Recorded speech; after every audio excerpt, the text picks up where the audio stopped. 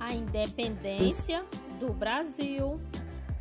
Hoje nós vamos conhecer a história de Pedro, muito conhecido também como Dom Pedro, um príncipe português e marcou a história do nosso país.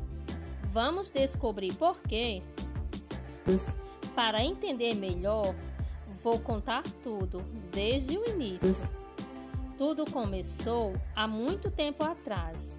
O nosso país era habitado apenas pelos indígenas. Eles eram os donos de todas as terras do nosso enorme país.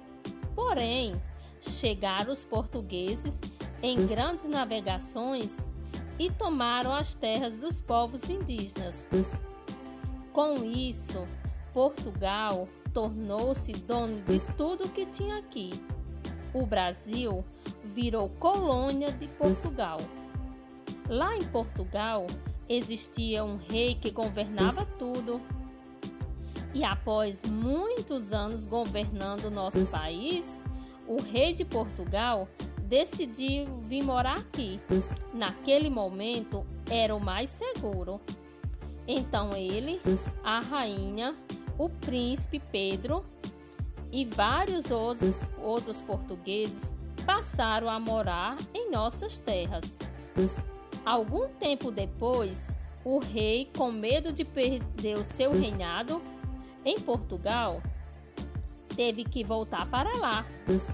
Mas ele deixou aqui no Brasil o seu filho, o príncipe Dom Pedro, que governaria o Brasil em seu lugar. Pedro casou-se com Maria Leopoldina e passou a tomar conta de tudo o que era do seu pai. Mas tinha uma notícia que entristecia Pedro. O seu pai, o rei, ordenou que ele voltasse para Portugal, pois a coroa portuguesa queria que o Brasil fosse novamente colônia de Portugal. Porém, Dom Pedro não aceitou isso. O povo brasileiro gostava muito dele.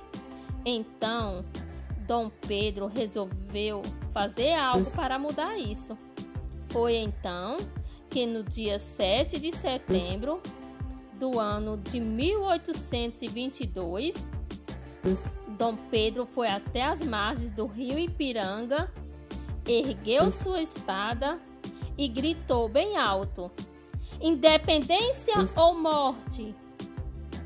Desde então, o Brasil não pertence mais a Portugal e tornou-se um país independente e livre. O 7 de setembro é uma das datas mais importantes em nosso país. Gostou de aprender um pouco mais sobre a nossa história? Então, tchau e até a próxima aula.